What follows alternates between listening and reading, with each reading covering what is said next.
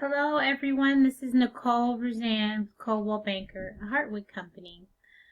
I am all set up for our webinar today. It's specifically more so for buyers and sellers. I just wanted to do a little intro here for my clients. I'm pre-recording because I know everyone wasn't able to make it for today, so I am recording for you guys. If you guys have any questions for me, give me a call or text at 310-415-5025. And this video recording is brought to you by Nicole Rouzan, Coldwell Banker, a Hartwood company. So we're going to hear from Ryan Gorman shortly. Oh, we're about to start, so I'm going to mute so you guys can listen in.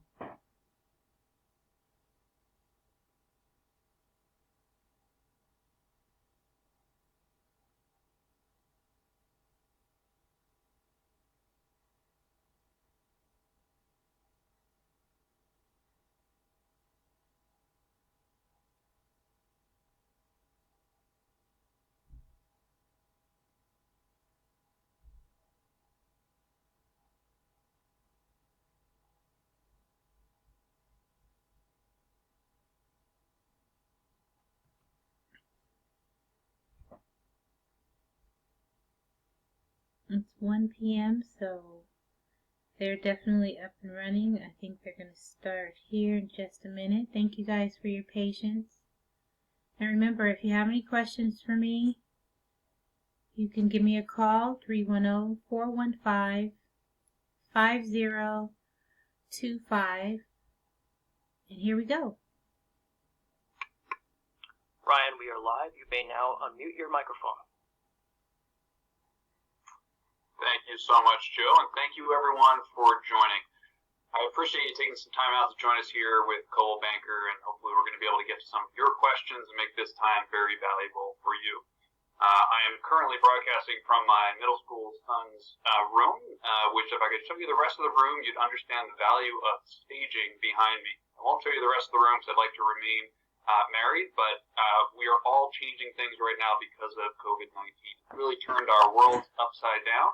And what we're doing today is helping you keep up with everything that's changed to ensure you understand and all of you understand throughout the country exactly what has not changed and how we can kind of keep America moving. So I'm going to walk through a number of things with you here today. The job of Coldwell Banker, which I'm fortunate enough to lead, is for our 100,000 professionals, agents, affiliates, and staff all around the world to bring the world to your doorstep.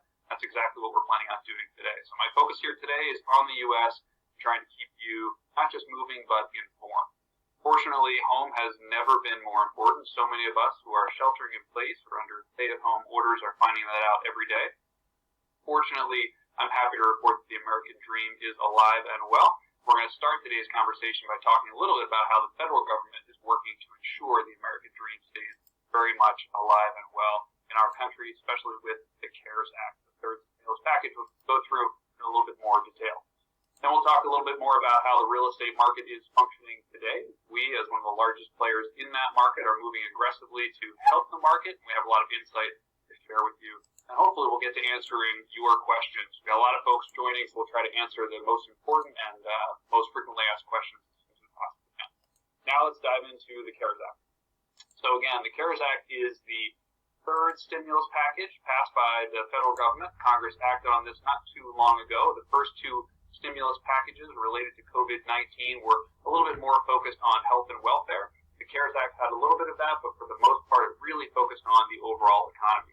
Fortunately, Congress learned a lot from what happened in the Great Recession, which was really a housing-driven recession, and those housing principles were applied to this economic crisis, which was not driven by housing, but we benefit from the learnings that we've had along the way. So we're going to walk through exactly what's in the CARES Act that specifically benefits or impacts you as a homeowner or a potential homeowner or someone who's looking to sell in the market today. There's a lot in that act. It's about 900 pages long. I actually have read the entire thing. I can tell you there's a lot in there, but it should give you a little bit of confidence to know that Congress came together across party lines to very quickly pass something that's a very very well-written, well-crafted law that moves very quickly in some of the most important ways. There's not a lot of pork in that bill. It really is focused on trying to help the American people, which we should be proud of that. 4 things I want to raise specifically with you. Make sure you understand how these work. Number 1 is something that's got a lot of headlines and that's a little bit misunderstood, and that's mortgage forbearance and foreclosure protection. So it is true there is forbearance in the Act for you if you have a federally related mortgage, which this is a mortgage that might be backed by or insured by FHA, VA, USDA, Fannie Mae, Freddie Mac. What you should really do, if you're not sure about that, is reach out to your servicer. So mortgage forbearance is essentially allowing those who are negatively impacted by this crisis and who have one of these federally related loans. Call their servicer, indicate to that servicer that you do have a COVID-19 related economic crisis, and connecting with them to understand what kind of programs and forbearance you could participate in with them. I can't stress enough that you really need to reach out to your servicer. Unfortunately, some of the headlines have led some to believe that they do not need to pay their mortgage and that they have an automatic forbearance. That is not the case. And you could negatively impact your credit if you do not reach out to your servicer. So if you find yourself in an unfortunate circumstance, please do contact your mortgage servicer. That's the group that sends you your bills either in the mail or electronically. They do change over time, sometimes as loans are sold. Your current servicer, reach out to them, figure out how you can participate that you do need to in the forbearance of payment as well as foreclosure. Another protection relates to multifamily owners. So if you are indeed a landlord of multifamily properties, you may have some of the exact same protections. Now you may need to prove some degree of hardship as opposed to the forbearance on the single family federally related mortgage side. But if you're a multifamily owner, and you found yourself in some form of hardship, reach out to your loan servicer, and if that is federally related, you may similarly have a forbearance opportunity you can take advantage of. Again, the government trying to make sure that those who are homeowners and those who provide homes to others through multifamily space have some protection during this hopefully momentary and temporary crisis. There's also increased tenant protection. So if you're a renter, you may avail yourself of some of these tenant protections. Specifically, if you've been negatively impacted by COVID-19, and if your landlord is participating in any of the federally related programs. So think affordable housing or rural housing vouchers, income tax credit programs. If your landlord is participating in those, then they may be required by the CARES Act to extend some level of rent forbearance for you. What that essentially would mean is that eviction would be staved off if indeed you weren't able to make those incremental payments. Again, you should be reaching out to your landlord on that. There are a lot of state-level programs related to that as well. So reach out to your landlord to have that conversation. But there are some key tenant protections in the CARES Act that everyone should know about. Finally, credit protection. If indeed you do reach out to a landlord or a creditor and you come to some sort of type of arrangement with them for your own personal finances, perhaps a forbearance or a partial payment, there are some rules in the CARES Act that were passed to ensure that your credit will not be negatively impacted if you're current today, the key point, if you're current today, and you reach out to your creditor and come up with a plan with them, even if it's a partial payment or forestalling some payments, your credit should not be negatively impacted. Again, you got to reach out, and you got to be current at the time that you reach out. So some of those headlines were a little bit misconstrued. So those are the 4 things that we really wanted to make sure we highlighted on the CARES Act. Probably get into some more CARES Act Q&A as well here in a little bit. Another item I wanted to talk about was the market in general. We get the question all the time, so what do I need to know today about what's going on in the market? Well, first I want to rewind slightly so that we all reground ourselves in the fact that the market was fundamentally strong and the results were strong going into this. So think January, February. In fact, the February numbers from the National Association of Realtors were extremely strong. I want to say up 6.5%. It may have been the best February in more than a decade in terms of how existing home sales had gone. So we were coming into this with some very strong fundamentals. Coldwell Banker being among the largest players in the space, we of course saw that cycling across the country. What NAR has done is they've reached out to understand better from agents around the country with Coldwell Banker and others how things are actually working, is they've tried to separate facts from fiction and dispel some myths. For instance, as we think about a crisis, oftentimes the questions that we get are prices going to be negatively impacted? Are we going to see home values decline? NAR did a broad survey and found that over 70% of agents were saying we're not seeing that, or we're not seeing sellers reducing their prices due to this crisis. I can tell you I'm personally not seeing that either as I look across the spectrum throughout the United States market. There may have been some mispriced properties, or priced perhaps too aspirationally, that are getting a little more realistic, but for the most part, we are not seeing sellers reduce prices. We're instead seeing some sellers and some buyers take a bit of a pause. Perhaps wait just a minute, maybe it's a matter of weeks or a month or so, before they list a home or look to buy a home. So we're seeing a little bit of displacement of the market, but we're not seeing price compression. We'll get into some more of that. Part of why we're not seeing price compression is, again, this was not a real estate-led economic crisis. We understand what drove the crisis on the healthcare side. It was not real estate-led, and we are supported by some of the best rates in history. In fact, we had a Coldwell Banker call the other day. We had the founder of Guaranteed Rate on, and he had mentioned that the rates that we're seeing today are somewhere around that 3.5% rate. Even lower than that are actually the all-time low 30-year fixed rates that we've ever seen. A few weeks ago, there was a bit of a refi boom that absorbed some of the market. You saw rates spike up a little bit. They've settled back down because part of what's happening is the federal government is in the mortgage-backed securities market, buying MBS securities, bring those rates back down and calming the market. So we've seen quite a bit of that. We're also seeing transactions continue to close. Contactless transactions continue to close. Remote notarization and a number of other technology, as well as just law changes that take place to allow transactions to close, allow mortgages to fund, transactions to get done. There's a lot of creativity out there, including with one of our own title groups that has created what they're calling the valet closing, literally drive-up closing, thing in a car with the window up and being able to close transactions and pass papers back and forth to make sure people are staying safe and getting deals closed. Another of the questions that we get a lot are, what can my agents be doing for me right now? What should I be thinking about within the market? And some of what we're talking about is how we're leveraging technology and how our agents are leveraging technology. So Coldwell Banker has invested heavily in technology in recent times, and that investment is paying off today as our agents are being extremely creative, extremely entrepreneurial in helping you with your real estate needs, whether you're a buyer or a seller. One thing to keep in mind is that our agents with Coldwell Banker and throughout the industry, they are entrepreneurs. They are small business owners, maybe even not so small business owners. So they are up to date on what's impacting small business owners, what the legislation is, what the lending guidelines may be, what incentives may exist, as well as all things local, what's actually happening in your local market. They're a tremendous resource for you, and we've tried to enable our resource, our Coldwell Banker agents throughout the country, with all the technology tools and techniques they need to be able to leverage for you. So we're seeing a fair bit of that.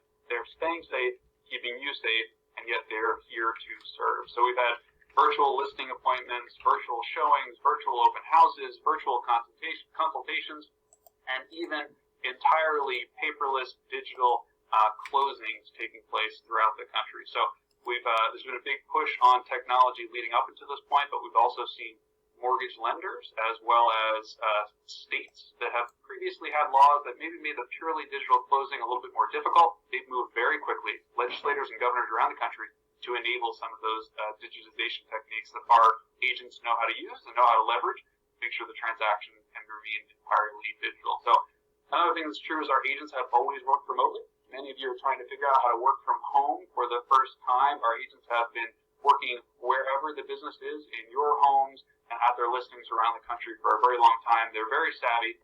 They've been using video, social media, and their smartphones in intelligent ways to market your listings and to help you make smart purchases for a very long time. This is incredibly evident today. As a matter of fact, we're doing this presentation to you via something called Microsoft Teams Live Event, and our agents just in the past 6 weeks, I believe, have done 250,000 events with all of you, with their clients, with video calls, video tours, etc. So we're certainly well up to speed on how to leverage technology for your benefit. The results of that are showing up. So our agents are doing video tours of properties, and even most recently I've heard a lot of reports of our agents doing video tours of neighborhoods, being able to show buyers who can't quite get to the destination yet. Maybe they're moving in from out of town. Our agents are actually giving them video tours of entire neighborhoods, the downtown, the street, doing the drive-thrus and the drive-bys to help them get a feel for the community of which they're soon going to be a part. Closing deals every single day, making offers, accepting offers, doing entirely electronic signatures and virtual closings, remote closings, even those valet closings every day. And in fact, I believe in the last couple of days we've had transactions close everywhere from entry-level $100,000+ homes up to $43 million. So while certainly the market has slowed a bit by COVID-19, it's important for everyone to understand that there's quite a bit of business getting done today, and our Coldwell Banker agents out there around the country are here to serve you and help you get your business done. So as you prepare to buy or sell or rent, or you're just thinking about the market, we wanted to be here to answer your questions. I covered some of the most common questions already, but we want to be sure to allow a lot of time to get to your questions. I believe our Director of Internal Communications, Elizabeth Cow, is on the line. And Elizabeth, have we had anyone post questions yet? We do. We have lots of great questions. Can you hear me? Okay. I can, yes, thank you. Okay, great. So we'll start with some of the most popular questions. And our first question today is, Ryan, given the rise in unemployment over the past 4 weeks, do you expect a major shift in pricing to occur over the coming months? I don't. An excellent question, because of course what drives real estate pricing more than anything else is the macro economy. Again, this isn't a real estate-led economic crisis, so we're not going to see tremendous repricing of assets, of homes, unless there's something really significant on the macro front. Certainly the unemployment numbers most recently have been very significant. However, many of those unemployment numbers have been driven by what are likely temporary layoffs and or furloughs or underemployment reporting as well. So I do anticipate currently that we will not be seeing the kind of economic calamity that would be necessary in order to drive an actual decline in prices. I want you to be careful though, because you're probably going to see headlines that talk about average home sale price declining. That could be driven more by the mix of properties as opposed to the actual properties. For instance, if you look at pricing on Long Island, there are a lot of people who moved into their Hampton summer homes right now to shelter in place out there. Those homes may have been on the market previously and may have been at the higher end. If they take them off the market so that they can live in them for a few months, those homes aren't going to sell if they're off the market. That will drive down the average sale price, even though the value of any individual home did not decrease at all. Just the number of homes at the high end in the overall math decline. So be very careful about any of the headlines you see about average home sale price declining. We're not seeing that today. We might just see a mix in the numbers a little bit. Great, Ryan. Thank you. What would you tell our buyers who are waiting to see what happens? Well, it's so much like the seller or the buyer or the individual who's trying to pick the absolute lowest point of mortgage rates ever in history and only get that mortgage. It's very, very, very difficult to time the market. What we are most likely going to find is that when we initially emerge from this, where there may have been a little bit tighter inventory in the past, perhaps there's a little bit of a surge of new listings from people who had held off on listing for a little bit. Buyers are likely going to find that while you may go searching feeling like you are perhaps one of the only buyers out there and you have a little bit more leverage, you're probably going to find other buyers as well. So I think it's going to continue to be a competitive situation. If you're uncertain about your own personal economic situation, then I can understand that being a driver behind your time. But if you feel confident that it's time for you to move forward with a purchase, I would suggest you get out there, understand the properties that are on the market, start to understand where you might want to be, and do not hesitate to make an offer. There are a lot of buyers out there today. We're accepting offers all the time. You're probably seeing that in your own local community of for sale signs coming out and new families moving in, even while shelter-in-place orders are afoot. So I would not wait if you are a buyer. I would get out there and aggressively search for the home that is right for you.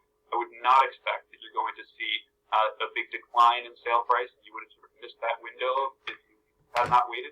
I do not expect that to happen. So I do think you need to move if it's the right time for you.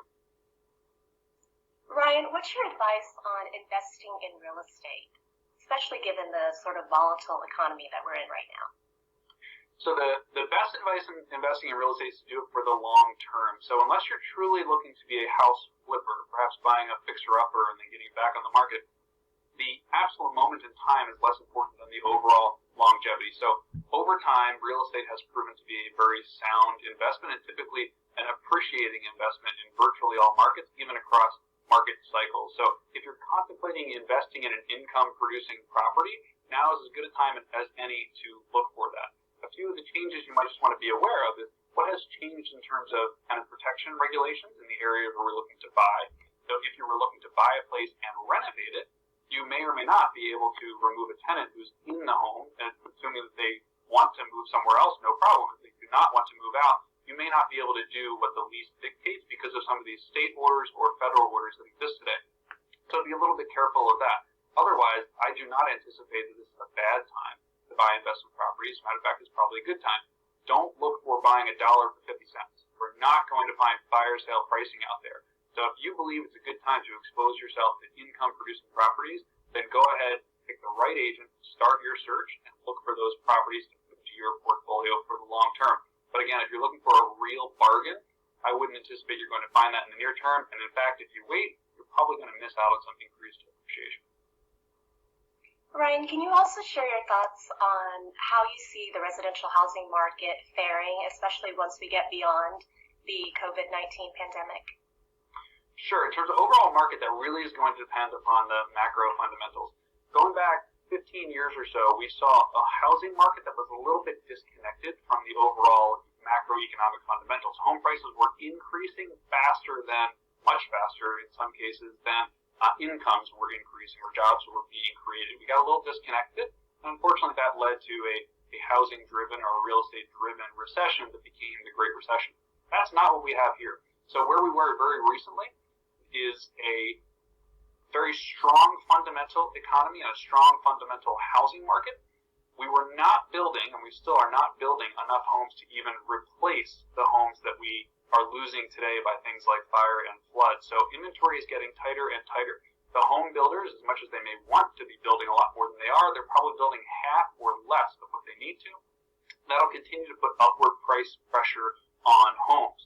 Some of the macroeconomic displacement we're talking about may relieve a little bit of that pressure, but I would anticipate that as we stabilize, we're going to get back to a place of relatively steady home price appreciation. National Association of Realtors and a lot of third-party resources like Mortgage Bankers Association agree with that and are projecting continued home sale price appreciation in years to come. That's steadier and sort of less choppy than what we saw over the last 15 years.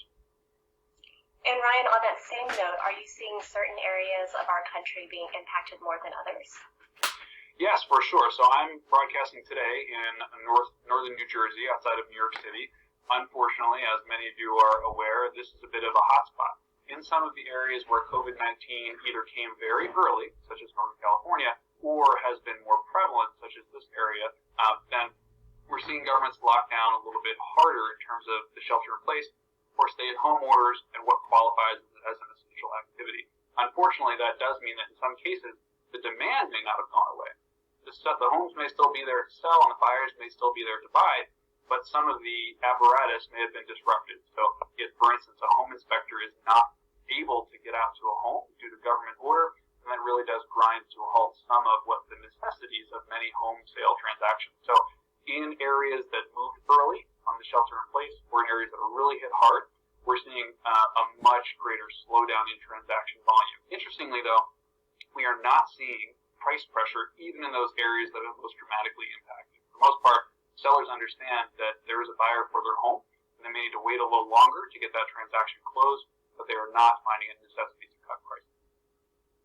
Thank you, Ryan. Why would a seller want to list right now? So in general, whether you're looking to buy or to sell, it should be driven by your needs, your desires, and probably something going on in your life. If you're buying a second or third home or a vacation property, it may be slightly different, but for your personal residence, owner occupancy status, maybe there was a change in the family. Perhaps you're welcoming a new family member, which is fantastic. Maybe a job change occurred. You need to move, or you've always wanted to move closer to work, and now's the time to do it. Those reasons still apply today. So if your life is still driving you to want to buy or to sell, there is no time like this time to be able to try and progress that. It may take a little bit longer because of some of, again, that interruption that we talked about. So the idea of waiting to be able to move forward with your life in the way that you had desired to do so doesn't really make a lot of sense. If you wait longer and if the cycle time is longer because of some of these overall challenges, you can put yourself months away from where you wanted to be when you wanted to be there. So I would say if you're looking to sell, working with your agent, understand the best strategy to do so, move forward today. If you're looking to buy, start your search. Don't wait. See if you can narrow down the properties that are most appealing to you and move forward. And Ryan, for those who do have their home on the market, how can a seller know if their sort of decrease in showings has anything to do with COVID-19, or is it maybe a result of being overpriced? Very, very difficult to discern this right now based purely on the data. Really requires a lot of conversation. So, for instance, working with your agent, whether you're working with Cole Banker or not, your agent should be a great resource for you on this. One, they should be conducting showings, virtual showings, to the extent they possibly can, or allowing you to help them to do exactly that. And they should be getting feedback from those showings, right? So, potential buyers who are working with the agent, your agent should be reaching out to them to get feedback from them or get feedback from their agent. That feedback should be increasingly precise. They may be leaving those comments on some of the tools that we have that you may be able to have access to, or they may be just directly speaking to your agent, telling them what's appealing or not appealing. So a decrease in showings may be correlated with the overall environment, or it may be that the home price is not exactly what it needs to be, and that's the kind of feedback you can get from the buyer group. Another thing that you should be doing is leveraging your agent. So any great Cole Banker agent is going to be connected deeply with all the other agents in that not only office but overall market, and reaching out to get feedback on the positioning of the property, the marketing of the property, and the pricing of the property. That feedback is something you should take very seriously. They're going to be bringing that information to you, helping you to adjust your pricing, perhaps adjust your expectations to be able to move forward. I would take it very seriously. Your agents are aligned with your best interest. If the market's giving you feedback, it is something to which you need to listen. Thank you, Ryan. Are you seeing lenders tighten lending criteria? Yeah, so some of the largest what are called money center banks, so some of the biggest banks, kind of the names you'd be familiar with in the country, have made certain announcements. Like I think the most recent was JP Chase. I think Bank of America did as well. That they're perhaps increasing the minimum FICO score, essentially credit score, that they'd be willing to accept, and in some cases, increasing the minimum down payment that they'd be requiring. I could be misquoting this, so forgive me if I am, but I think JP Chase mentioned something like moving up to a 700 FICO score and 20% down payment. Now, those are the largest money center banks. They're under slightly different pressure right now from the economy and from the current crisis and related to their balance sheet. They are some of the lenders, but not all the lenders in the country. There's an enormous portion of the market that has been absorbed since the last crisis by these non-bank lenders, as well as community lenders. Both of those are having very different experiences than some of the largest banks today, and they may not be tightening their standards in the same way. So you should be sure to connect with a mortgage expert and understand what your opportunities are. Not all banks have increased their credit score requirements, and not all banks or lenders have increased their minimum down payment. In fact, there are significant government programs, whether it's FHA and a lot of the Fannie Mae and Freddie Mac backed programs. If you're a military veteran, the VA program is a terrific program to explore. If you're in maybe a rural area USDA program, those government program standards have not changed, and lenders who are participating in them for the most part have not adjusted them either. So definitely explore. While you see headlines, do not just pay attention to the headlines. Work with your Cole Banker professional, your mortgage professional, and understand what is available to you. This can be different than the headlines. And Ryan, sort of on that same note, do you have an opinion on whether or not interest rates will continue to decrease? So decrease, I wouldn't bank a lot on the continued decrease. So we are at historic lows today with a 30-year fixed rate mortgage at somewhere around 3.5%. I've even seen rates lock well below 3.5% at points in time. That is extremely low. The long-term average is more like 8%, if I'm not mistaken, just under 8% in terms of a long-term 30-year fixed-rate mortgage. So 3.5% is less than half that, extremely low. A lender has certain fixed costs that they need to recover when they make a loan. So even if the lender's money were free, there still needs to be some interest rate baked into that. So you kind of get pretty close to a floor. So I would say rates are not going to get lower, not materially lower, anytime soon. I could see them actually getting higher, though perhaps not much higher, in the near future. If I project the overall economy, rates move up when certain dynamics occur, inflation, some other things. Most people are not projecting any of those things happening. So I do believe we're going to have very favorable, maybe not historic lows, but very favorable rates for quite some time throughout the balance of 2020 and maybe beyond. Ryan, you talked a little bit about what Cole Banker agents are doing in terms of getting sort of creative when it comes to open houses, showings, virtual tours. Can you talk a little bit more about what our company, Cole Banker, is doing to sort of work around the stay-at-home orders? Sure. So a lot of it is saying informed. So when a stay-at-home order is issued, and I've reviewed now hundreds of these orders, oftentimes it's a little imprecise. and it can be a little bit misunderstood. So we work very quickly, Coldwell Banker works very quickly to make sure that we get good information out to our agents. They can get that information out to all of you, their clients, as well as those like inspectors and appraisers who work to make transactions happen. So we're trying to keep people informed. We're also making sure that we're giving Coldwell Banker agents all the tools they need to do everything they can possibly and legally do virtually for you. So they have the tools of the trade. It might be that you're more comfortable using some of the tools that you've used over time, whether that's using FaceTime on your phone or everyone's become familiar with Zoom on their computer. Our agents are very accustomed to meeting you where you are. We make sure that they have not just the tools, but also the training to be able to work virtually and work quickly for whatever your needs may be. Also leveraging things like electronic signatures, remote notary. One little side note on that is we've been working on the remote notary aspect for quite some time and working with states to try and get laws liberalized to allow remote notary. We were making good progress before COVID-19. Nothing accelerated that progress as quickly as COVID-19, as many states quickly got on board with the fact that them not moving fast enough in the legislature was holding up agents from getting transactions done in this particular crisis. So we've tried to move our agents forward. We've also tried to move the law forward to be able to get deals done for all of you. So Ryan, I think we're just about at time, so this will be our last question today. And that last question is, how are Coldwell Banker agents different, or how are they going to be able to sort of actively serve their buyers and sellers more than the competition? Oh, it's a great question.